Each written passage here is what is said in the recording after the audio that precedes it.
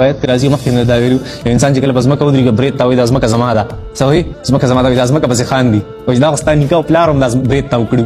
هغسې یو چېرته لاړه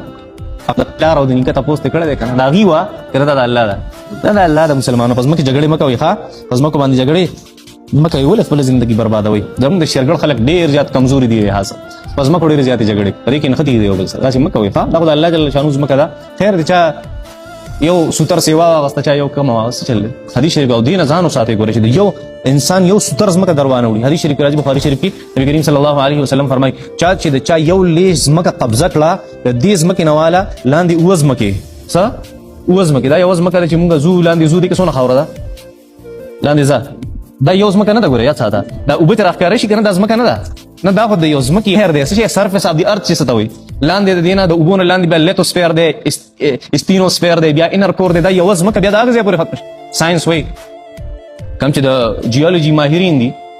هغوی وایي چې ځمکه کې مونږ لاندې رسېدلي نه یو په تحقیق کې مو څونه کړی دی نو د 8000 کیلومیټره پورې مونږ تللی شو څو پورې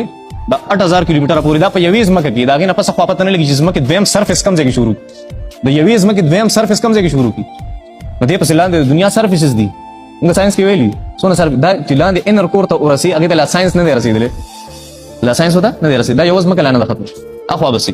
نو حدیث شریف کې راځي نبي کریم صلی الله علیه وسلم فرمایي چا چې د چا یو لیس ځمکه قبضه کړه الله جل شانو به د اوو ځمکو خاوره راوالي د قیامت په ورځ او دله به یې په غاړه کې واچي چې اوس یې ګرځوه څه به ورته وایي هلته به قیامت کې الله جل شانو د اوو ځمکو دا خاوره به الله جل شانو د غاړې ته واچي ته چوته که نه ستا د قبره پورې چې کومه خاوره ده دا ته چوت پته ویلی شي څوک نه شي پته ویلی دا خو دا هلاکت دی او د بربادي دی د ناکامي ده ښه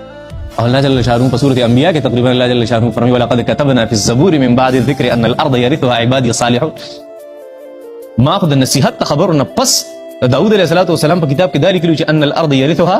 عبادي الصالحون ځمکه به هغه خلکو ته ورکوم زما هغه بندګان چې هغې کې د ځمکې د سمبالولو صلاحیت وي صحیح پکې دا خو د قرآن مجید فلسفه داسې نه ده عیسی علیه السلام وفرمایل چې ای زما قومه الله جل شانو د ځمکې بادشاهت او د ځمکې طاقت هغې چاته نصیبه کوي کومو کې چې صلاحیت یې دي دا ټولې فلسفې دي چې الله جل شانو د هغه شریعتونه والا تر نن د شریعته الله جل شانو دغې تذکر